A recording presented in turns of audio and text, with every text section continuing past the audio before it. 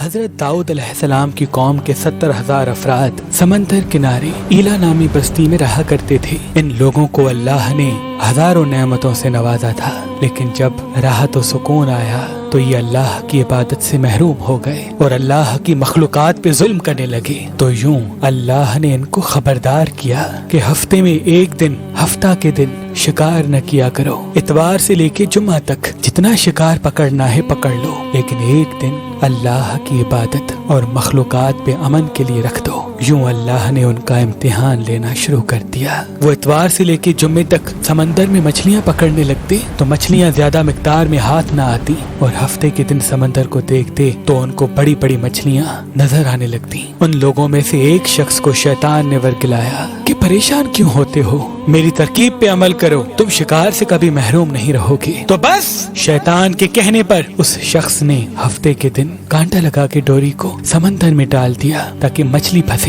اور شیطان نے کہا اس مچھلی کو تم اتوار کے دن نکالنا، اور یوں ہفتے کی حرمت بھی باقی رہے گی اور تمہارا شکار بھی ہو جائے گا۔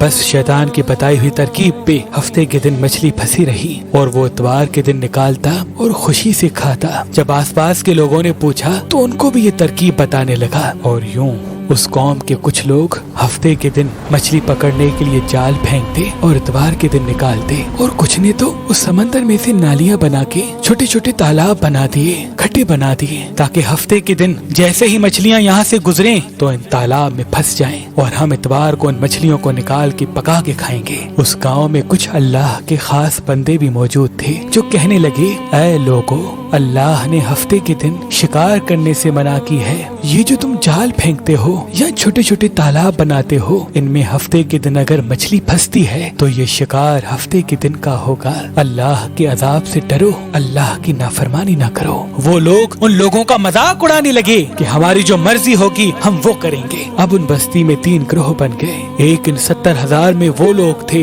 جو ان نافرمان لوگوں کی بار بار اصلاح کرتے، دوسرے وہ جو ان لوگوں سے نفرت کرتے اور خاموشی اختیار کیے ہوئے تھے، اور تیسرے وہ جو گمراہ ہو کر اللہ کی نافرمانی کر رہے تھے۔ تو یوں نیک بندوں نے اس بستی کے بیچ میں سے دیوار کو کھڑا کر دیا اور یہ حکم نافذ کیا کہ اللہ کی نافرمانی کرنے والے اس طرف ہو جائیں اور ہم جو اللہ کے فرما بردار ہیں وہ اس طرف رہیں گے۔ وہ صالح لوگ بار بار ان سے کہتے رہے، اے لوگو، اللہ سے ڈرو۔ قوم سمود، قوم لوط کا جو حشر ہوا اس کو یاد کرو، اللہ کی نافرمانی نہ کرو ورنہ تم پہ بھی کوئی عذاب آئے گا۔ وہ سارے نافرمان جن کی تعداد تقریباً 12,000 تھی، سب ہنستے رہے کہ یہ تو سب کتابی باتیں ہیں، ہم پہ کوئی عذاب نہیں آئے گا۔ بس جیسے ہی وہ گروہ 2 حصوں میں تقسیم ہو گیا، ایک وہ جو اللہ کے فرما بردار بندے دیوار کے اس طرف تھے، اور دوسرے وہ جو نافرمان بندے جو دیوار کے اس طرف تھے۔ وہ نافرمان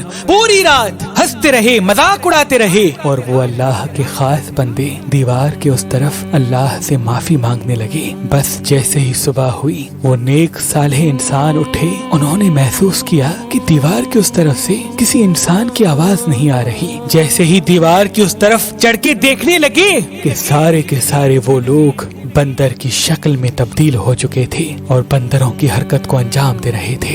وہ جو صالح لوگ دیوار سے ان بندروں کو دیکھنے لگے، ان صالح لوگوں میں سے جو ان کے رشتہ دار تھے، انہوں نے ان بندروں کے کپڑوں سے اپنے اپنے رشتہ داروں کو پہچانا اور چیخ کے رونے لگے، اللہ سے معافی مانگنے لگے۔ لیکن اللہ کا عذاب جب آتا ہے تو وہ ہو کے رہتا ہے۔ وہ 12,000 لوگ جو بندر بن چکے تھے کچھ بھی کھا پی نہیں سک رہے تھے، اور یوں 3 دن بعد وہ اس عذاب میں آ کر فنار ہو گئے۔